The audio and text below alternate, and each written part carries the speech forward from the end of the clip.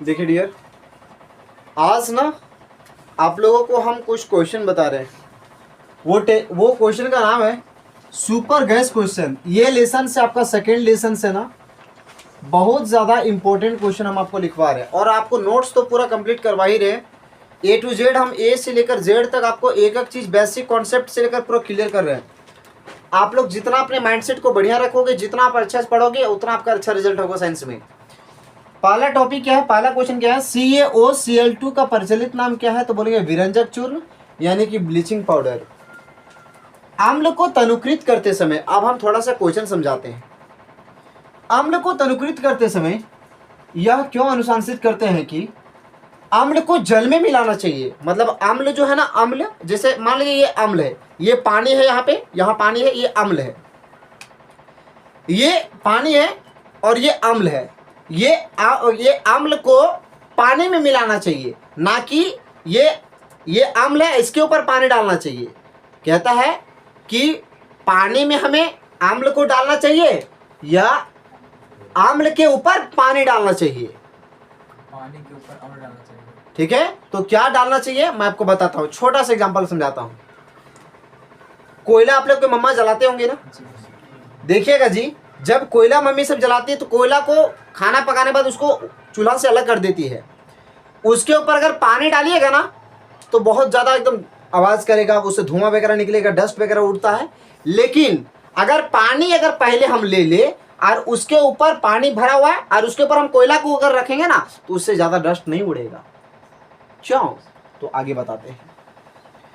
यदि सांद्र अम्ल को तनुकृत करते समय जल को अम्ल में मिलाते हैं, अगर हम पानी में से अम्ल को मिलाएंगे तो उष्मा उत्पन्न होने के कारण क्या होता है, अम्ल के देखो क्या होता है, जल को अगर जैसे जल है ना, अगर पानी पहले ले लिए और अम्ल इसके ऊपर अगर रखे, उसके ऊपर डालेंगे अगर अम्ल बाद में, है ना, तो क्या होगा, मिलाते हैं तो उष्मा उत्पन्न होने के कारण क्या होता है, मिश्रण उछलकर बाहर गिर सकता है, जिससे जलने का भय बना रहता है।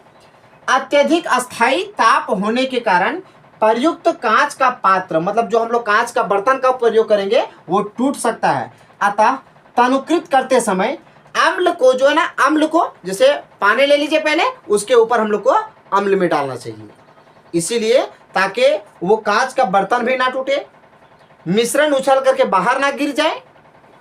इसीलिए हम लोग क्या करते हैं, हम लोग अम्ल को मिलाते हैं किसमें, पानी में। ठीक है, आगे देखिए। उदासीनीकरण अभिक्रिया किसे कहते हैं, हम आप लोग को बताए हैं। जब अम्ल और क्षार अभिक्रिया करके लवण और जल बनाता है उसी को बोलते हैं उदासीनीकरण अभिक्रिया। क्या बोलते हैं उसको, उदासीनीकरण अभिक्रिया। आगे टॉपिक का देखिए।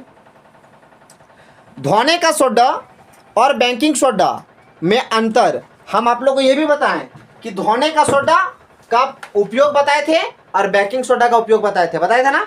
तो आप लोग कुछ नहीं कीजिएगा, स्टार एक तरफ मारिएगा, दो पार्ट बनाइएगा, लिखिएगा धोने का सोडा, इधर लिखिएगा बेकिंग सोडा। धोने का सोडा यहाँ लिखिएगा, बेकिंग सोडा के एग्जाम्पल, या धोने सोडा का दो उपयोग लिख दीजिएगा या बेकिंग सोडा का दो उपयोग लिख दीजिएगा। दो अंतर नहीं, एग्जाम में बोलता है उपयोग लिखें, उपयोग लिखें, तो डरना नहीं है, बात वही है। ठीक है। प्लास्टर और पेरिस को आग रोधी बर्तन में क्यों रखा जाता है? मतलब प्लास्टर और पेरिस जो होता है ना, एक पट्टी जानते हैं, पट्टी जो डॉक्टर बैंडेज करता है ना, वो बैंडेज जैसा होता है और उसके ऊपर ना जैसे आप लोग चूना देखे हैं, चूना उसी तरह वहां पे होता है और पट्टी के ऊपर ही वो रहता है, पूरा सना हुआ रहता है और वो बैंडेज बना होता है एकदम, मतलब उसके ऊपर एकदम पूरा पार्ट बाय पार्ट एकदम मुड़ा हुआ रहता है। जब कभी किसी का हाथ टूट जाता है ना, तो या पैर टूट जाता है, तो उनको क्या करते हैं डॉक्टर, पहले उस पट्टी को लेकर आएगा, डब्बा से उसको प्लास्टिक से निकालेगा और उसको भिंगोएगा, और भिंगोने के बाद जानते हैं क्या करता है, जहां टूटा, अगर यहाँ टूटा है तो उसके ऊपर वो एकदम परत बना देगा, पहले कॉटन दे देंगे, रुई दे देंगे, उसके ऊपर वो पट्टी को, बैंडेज को क्या करेंगे, वो एकदम लपेटना शुरू कर देंगे। और जैसे हम लोग घर को निपाई करते हैं, जैसे सीमेंट से जब हम लोग का मान लीजिए प्लास्टर होता है, तो क्या करता है, घोल को देकर वो एकदम पूरा चिकना बनाता है ना, उसी तरह वो व्यक्ति पानी लेकर के हल्का हल्का पूरा एकदम क्या करेगा, पूरा एकदम चिकना बना देगा। कुछ देर वो पहले प्लास्टर और पेरिस था, लेकिन सूखने के बाद वो बन जाता है जिप्सम। क्या बन जाता है, जिप्सम। अगर उस जिप्सम से वो कठोर जिप्सम हो जाता है, अगर उससे किसी व्यक्ति को अगर मार देगा ना, तो उसमें उसका मुंह का शेप बदल जाएगा, उसका मुंह का शेप बदल जाएगा, उतना वो हार्ड हो जाता है। बात सही गलत है? और यकीन है किसी का अगर हाथ टूटा रहेगा तो उसको बोलिएगा एक बार मार के देख भाई, जी मुझे चेकअप करना कि कैसा लगता है, जी ठीक है, पता चल जाएगा। जब प्लास्टर ऑफ पेरिस को जल के संपर्क में आता है तो यह जिप्सम में परिणत हो जाता है, मतलब ये जिप्सम में बदल जाता है। प्लास्टर ऑफ पेरिस अगर पानी के संपर्क में आकर वो क्या बन जाता है, सारे बच्चे बोलो क्या बन जाता है, जिप्सम बन जाता है। और अत्यंत जो क्या होता है, जो अत्यंत कठोर होता है, जो क्या होता है, अत्यंत कठोर होता है और ठोस पदार्थ बन जाता है, जो अत्यंत कठोर और ठोस पदार्थ बन जाता है। अतः प्लास्टर ऑफ पेरिस को आद्रोधी बर्तन में रखा जाता है जहां पे जरा सा भी पानी जरा सा भी ना पहुंच पाए। जी समझ गए? इसी को बोला जाता है आद्रोधी बर्तन। क्या बोला जाता है, आद्रोधी बर्तन। अब थोड़ा सा हम इस क्वेश्चन पे बात करते हैं। ताजे दूध का पीएच का मान 6 होता है, याद रखेंगे। ताजा दूध का पीएच का मान कितना होता है, 6। याद हो गया? बताओ मानव के शरीर का पीएच का मान कितना होता है, 7.4 होता है। 7.0 से लेकर 7.5 तक होता है। बात सही ना गलत है? उसके बाद मानव के शरीर का रक्त का जो पीएच का मान कितना होता है, 7.4 और 7 किसका होता है पीएच का मान, शुद्ध जल का, शुद्ध जल का। नींबू के रस का पीएच का मान कितना होता है, 2.2। बात से गलत है? आप लोग कुछ याद ही नहीं करते हैं।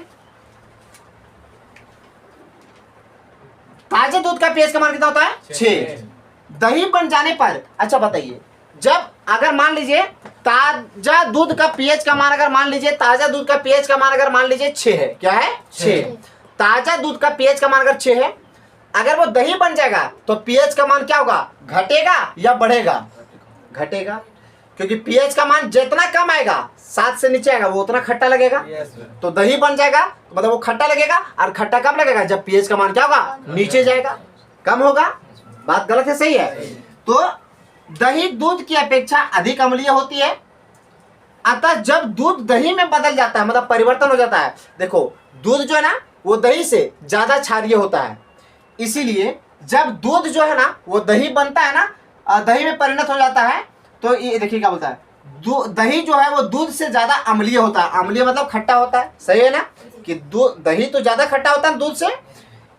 जब ये दूध जो है वो दही बन जाता है तो उसका पीएच का मान क्या होता है, कम हो जाता है। पीएच का मान क्या होता है, परिवर्तन होकर क्या हो जाता है, 6 से कम हो जाता है। कोई दिक्कत है क्या?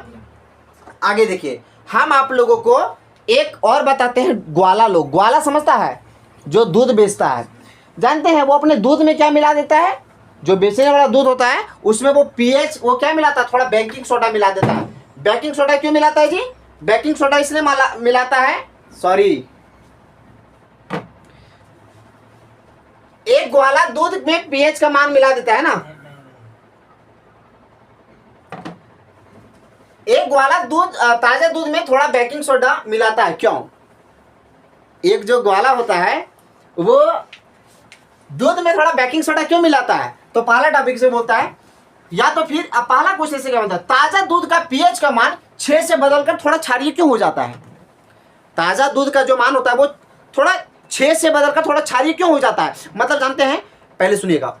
पहले नॉर्मल एक दूध का जो पीएच का मान था वो 6 होता है, कितना होता है, 6। लेकिन जैसे ग्वाला उसमें पीएच मिलाता है, पीएच वो बेकिंग सोडा मिलाता ना, वो पीएच का मान थोड़ा बदल करके वो और क्षारीय बन जाता है, 6 से थोड़ा और बढ़ जाता है, 6 से और थोड़ा बढ़ जाता है, ओवर जाता है। क्यों जाता है ओवर? तो ओवर इसलिए जाता है ताकि वो जल्दी से दही ना बने और उसका दूध सुरक्षित रहे, ताकि वो लंबे समय तक दूध को बेच सकता है। क्या मेरे पास आ रहा है?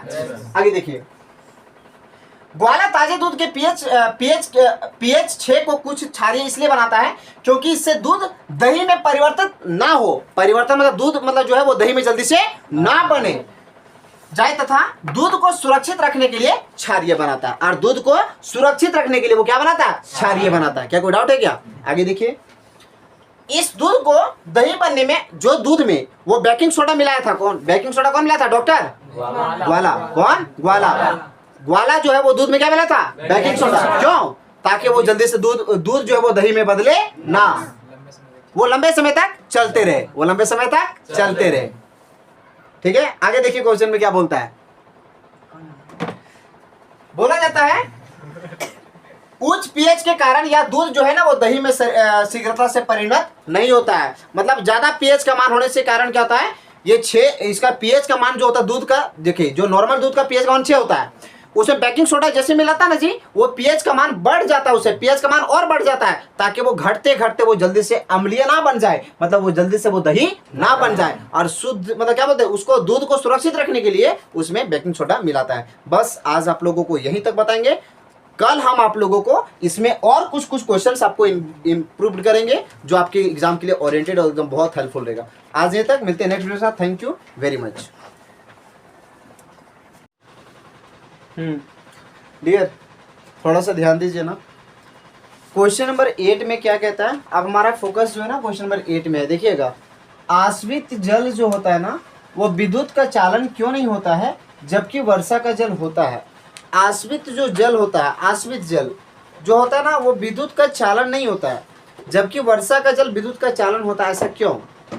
ऐसा क्यों कि वो वर्षा का जल जो होता है वो विद्युत का चालन होता है जबकि आश्रित जल विद्युत का चालन नहीं होता, ऐसा क्यों होता है? तो सुनिए क्या बोलता है। आश्रित का जल हाइड्रोजन आयन मतलब H+ आयन, समझेंगे बढ़िया से। आश्रित जल जो होते हैं वो हाइड्रोजन आयन उसमें होते हैं, क्या होते हैं? हाइड्रोजन आयन, तथा हाइड्रोक्सिल आयन OH- में आयनीकृत नहीं हो पाता है। उसके बाद क्या करता है, फलतः या विद्युत का संचालन नहीं करता है। इसमें H+ आयन भी नहीं पाई जाती है और OH- आयन भी नहीं पाई जाती है, जिसके कारण ये आयनीकृत नहीं होता है। कौन? आश्रित जल। कौन? आश्रित जल। जबकि वर्षा के जल में H+ आयन पाया जाता है और हाइड्रोक्सिल आयन यानी कि OH- वाला आयन भी पाया जाता है, और वो जल को क्या करता है? आयनीकृत कर देता है, मतलब आयन में बदल देता है। जिसके कारण क्या होता है, वर्षा का जल कुछ अम्लीय होता है। और वर्षा का जो जल होता है ना, मतलब वर्षा का पानी कभी पिए हैं? कभी बारिश में अगर नहाएंगे, जीव बाहर निकाल दे, थोड़ा सा पानी मुंह में चला गया तो देखिएगा थोड़ा सा अम्ल, जैसे थोड़ा अम्लीय मतलब थोड़ा हल्का खट्टा लगता है। क्या बात गलत है? सही है? हम आप लोगों को बताए थे कि वर्षा का जल का पीएच का मान क्या होता है, हम आप लोगों को बताए हैं, जाके देख लीजिए, ठीक है? प्रीवियस वीडियो देख लीजिए, आपको मिल जाएगा कि वर्षा का जल जो होता है वो कितना आयन उसमें पाई जाती है। आप लोग मुझे इसका आंसर बताइए। वर्षा का जल कुछ अम्लीय होता है, यह हाइड्रोजन आयन यानी H+ तथा हाइड्रोक्सिल आयन OH- में आयनीकृत हो जाता है। फलतः वर्षा का जल जो होता है वो विद्युत का चालक होता है, मतलब कि वर्षा का जल जो होता है ना उसमें करंट पास हो जाता है, जबकि आश्रित जल में विद्युत पास नहीं होता है। आश्रित जल समझते हैं, मतलब जमा हो किया हुआ पानी, मान लीजिए ना एक तरह का एग्जांपल आश्रित जल, ठीक है? आगे देखिए, मतलब जो मतलब निकलता है ना पानी अपने आप जमीन से, वो जल की अनुपस्थिति में अम्ल का व्यवहार अम्लीय क्यों नहीं होता है। सुनिएगा, ये क्वेश्चन, ये चैप्टर खत्म हो जाएगा। ये चैप्टर का बस इंपॉर्टेंट क्वेश्चन 11 क्वेश्चन तक ही है। हम आपको सुपर गैस क्वेश्चन 11 बताए इधर टोटल, और उधर तो हम आपको बताए भी किए हैं क्या क्या बताए। सो देखिए डियर, जल की अनुपस्थिति में अम्ल का जो व्यवहार होता है वो अम्लीय क्यों नहीं होता है? तो बोलेंगे अम्ल जलीय विलयन में H+ आयन देता है। क्या बोलिएगा? अम्ल जो होता है ना वो जलीय विलयन में H+ आयन देता है, H+ आयन देता है। जल की अनुपस्थिति में H+ आयन अब क्या होता है कि अम्ल जो होता है वो जल की अनुपस्थिति में, जब अम्ल में जल नहीं पाया जाता है तो वो H+ आयन नहीं देता है, H+ आयन नहीं देता है। अतः अम्ल जो है ना वो जल की अनुपस्थिति में अम्लीय व्यवहार नहीं करता है। मतलब कहने का मतलब है, अम्ल में जब हम लोग पानी नहीं मिलाते हैं ना तो वो उसमें H+ आयन प्रोड्यूस ही नहीं होगा, उत्पन्न ही नहीं होगा, तो वो कैसे, वो क्या करता है, वो अम्लीय कैसे व्यवहार करेगा? वो अम्लीय व्यवहार नहीं करता है। अम्लीय व्यवहार कब करेगा? जब उसमें H+ आयन की क्या होगी, उसमें वृद्धि होगी, यानी बढ़ोतरी होगी। समझ गए? उसके बाद देखिए क्या बोलता है नेक्स्ट क्वेश्चन। अम्ल का जलीय विलयन क्यों विद्युत का चालन करता है? तो बोलेंगे घोल में आयनों द्वारा विद्युत प्रवाह होता है। मतलब घोल जो होता है ना, कोई भी घोल, अगर घोल समझते हैं आप लोग, नहीं समझते घोल, हम आप लोग को बताते घोल क्या होता है। जैसे एक एग्जांपल हम आपको तो लेके समझाते घोल। शरबत बनाए, शरबत कभी चीनी हो गया, नींबू डालेंगे, पानी डालेंगे, उसके बाद आप उसमें थोड़ा रसना वगैरह डाल सकते हैं, या फिर रसना अगर हटा दीजिए तो उसको अगर मिलाने के बाद वो शरबत बन जाता है तो वो क्या है, घोल बन गया। किसका घोल? चीनी का घोल, जिसको हम लोग शरबत कहते हैं डियर। तो घोल में आयनों द्वारा विद्युत प्रवाह होती है, घोल में आयनों द्वारा विद्युत प्रवाह होती है। अम्ल जलीय घोल में हाइड्रोजन आयन माने H+ देता है, अतः वे विद्युत प्रवाह करते हैं। खत्म कहानी। आगे का क्वेश्चन, शुष्क हाइड्रोक्लोरिक जो गैस होता है, शुष्क जो हाइड्रोक्लोरिक गैस होता है वो शुष्क लिटमस पत्र को के रंग को क्यों बदलती है? तो बोलेंगे शुष्क जो HCl होता है, मतलब हाइड्रोक्लोरिक अम्ल जो होता है, वो गैस H+ आयन नहीं बनाती है, H+ आयन नहीं बनाती है, अतः यह शुष्क लिटमस कागज के रंग को परिवर्तन नहीं करती है। खत्म कहानी। देखिए ये क्वेश्चन और ये क्वेश्चन आपका, सॉरी ये क्वेश्चन छोड़ दीजिए, ये दोनों क्वेश्चन इंपॉर्टेंट उतना नहीं है, लेकिन ये सब क्वेश्चन, यहाँ तक क्वेश्चन आपका बहुत इंपॉर्टेंट है, ये एग्जाम आपके ओरिएंटेड लेकर के। फिर आपका एग्जाम जब रहेगा ना, उस समय हम आपको गैस करेंगे ना, हम आपको पूरा गैस कर करके बताएंगे कि कौन एग्जाम में आएगा कौन नहीं आएगा, सारा कुछ हम आपको डिटेल बताएंगे। समझ गए? तो देखिए ये आप लोगों का चैप्टर नंबर 2 जो है अम्ल क्षारक लवण आज आपका इंड हो गया, यानी कि समाप्त हो गया। इससे संबंधित आपका प्रश्न बाहर से नहीं पूछेगा। समझ गए? तो अब ये समाप्त हो गया। अब हम लोग नेक्स्ट जो टॉपिक चलेंगे वो 3rd लेसन चलेंगे, और उस 3rd लेसन में हम लोग को पढ़ेंगे क्या, धातु और अधातु। क्या पढ़ेंगे? धातु और अधातु। ओके चलिए ठीक है, इसको एंड करते हैं। अब नेक्स्ट क्वेश्चन पे हम लोग डिस्कस करेंगे। ठीक है चलिए, फर्स्ट इसको लिखिए और इसको नोट डाउन कीजिए क्विक।